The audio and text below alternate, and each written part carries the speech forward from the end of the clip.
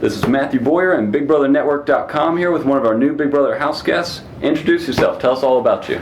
All about me. My name is Vanessa Rousso. I'm 32 years old. I'm from Las Vegas. I'm a professional poker player and DJ. All right. Now, tell us about your journey. How'd you get here? Was this your first time trying out? You've been a long-time fan? Someone encouraged you to audition? I've been a fan for a long time. As a game theorist and a strategist at heart and someone who plays a game for a living, watching a game like Big Brother, which is really like the ultimate game, is a really exciting thing. And the prospect of being on a show where you can really test your skills against other people in a really unusual situation was a really exciting idea. So I applied and it worked out. Nice. All right. Now, besides the obvious that you're a recognizable figure, what do you think it was about you that they said, we've got to have Vanessa as part of this cast? It's I think probably the fact that I'm a professional poker player played into a lot, to casting's decision to have me on the show. I think seeing how someone who plays a game for a living and is used to being in a competitive pressure cooker type situation would fare in a game like this. The one big difference between what I do for a living and the Big Brother game is the length of time that it lasts. A poker tournament can go 5 to 7 days, but it's nothing like the 100 days that you'll be spending in the house. So that's going to be my biggest challenge, is like mental endurance, being able to keep it on, and focusing on gathering information around me and making good decisions and avoiding being overly emotional and keeping it together for that long of a period of time. All right, so name one thing that you want every house guest in there to know about you because you think it could help your game. Okay, well, I'll tell you one thing I don't want everyone to know. All right, that's that I'm a professional poker player. All right. But I definitely don't want people to know, if possible, that I'm a professional poker player, or if they have to know that, the fact of how much money I've made in poker, that would be bad. Yeah. That doesn't take a rocket scientist to figure that one out. So, that would be good to avoid that, note to self, but I have no control over that. So I'm ready in case that happens. I have a plan about how I'm going to handle it. But things I do want people to know about myself, let's see. I guess they can know that I'm from Las Vegas, and they can know that I'm a DJ, and which is the truth. It's just not the whole truth. And I think that playing off that side of my personality will be much more to my benefit than playing off the poker side of my personality, which I really do have both sides inside of me. I'm going to be honest about my relationship with Mel, my girlfriend of 2 years. So the house guests will know all about that. Okay. I don't plan to hold much back other than the extent of my success in poker. All right. Okay. So last season's winner, Derek, told us that it's not so much a strategy that you have to have in this game, but rather a plan and an approach. What's your plan and approach? I'm going to approach it a lot like I approach poker tournaments. In poker, I have a general idea of basic strategy, right? 8-3 offsuit's not a good playable hand, and Ace King's a good hand. Similarly, you don't come into the Big Brother house and in week 1 be lazy, obnoxious, crazy, overly strategic, a la Brian. There's like a bunch of obvious strategic guidelines to follow, but at the same time, I sit down and every single poker table that I sit down at is a different makeup of individuals, and that's what affects how I make my particular strategy. You have to make a counter strategy to the other players you find in the game. And so I'm coming in with an open mind, ready to adapt and use the skills that I have in reading people and in game theory to help me make good decisions given the makeup of the other contestants in the house. Nice. All right. So you mentioned it briefly here. So first week, things you don't want to do. What are you going to do to make sure you are not that first evicted house guest? Make sure I'm not the first evicted house guest. Let's see. I am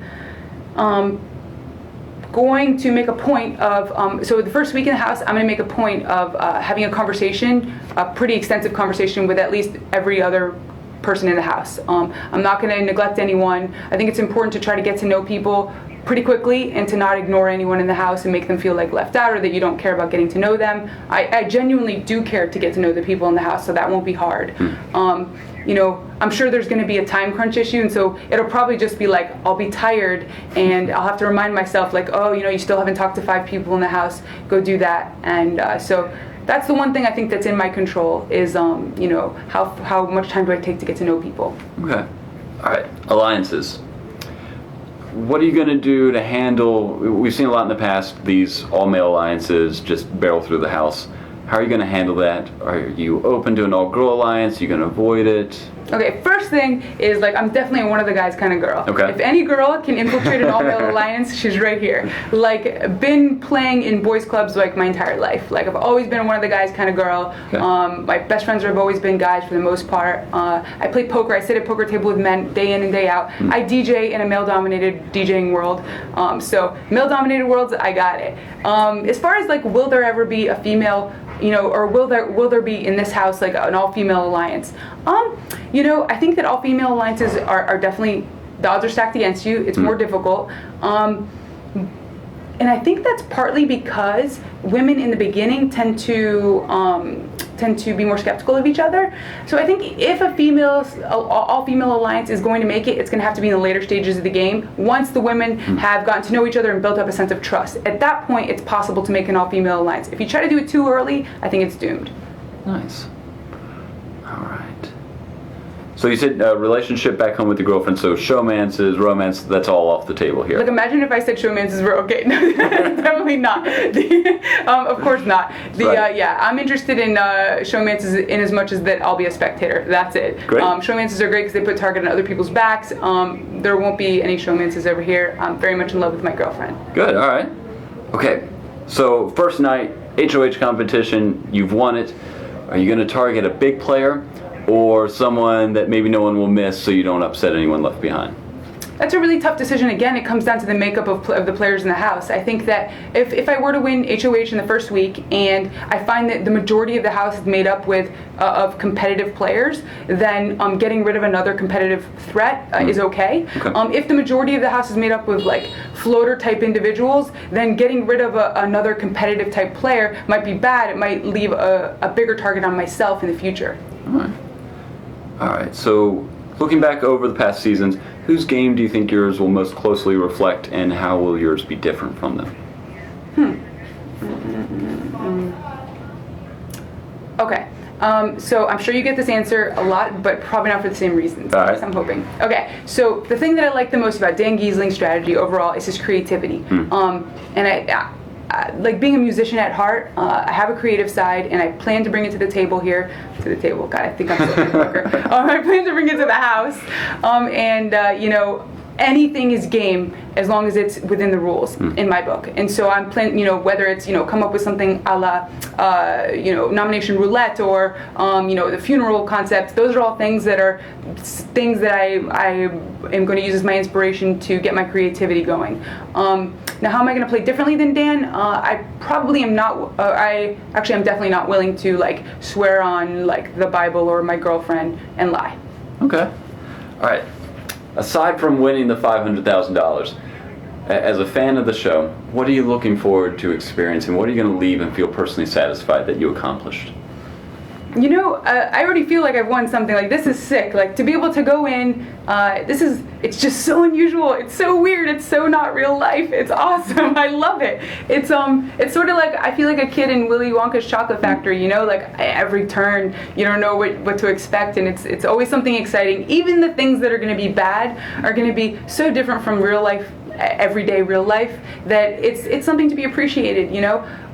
Life is short, and as far as I know, we only get one shot at this. So, you know, by the time I leave this planet, I want to have tried everything once, and I know that Big Brother is going to help me in that task, because I'm sure they're going to come up with some left field things for me to experience. Nice. All right. Well, thank you, Vanessa, and good luck. We'll be watching. Thank you.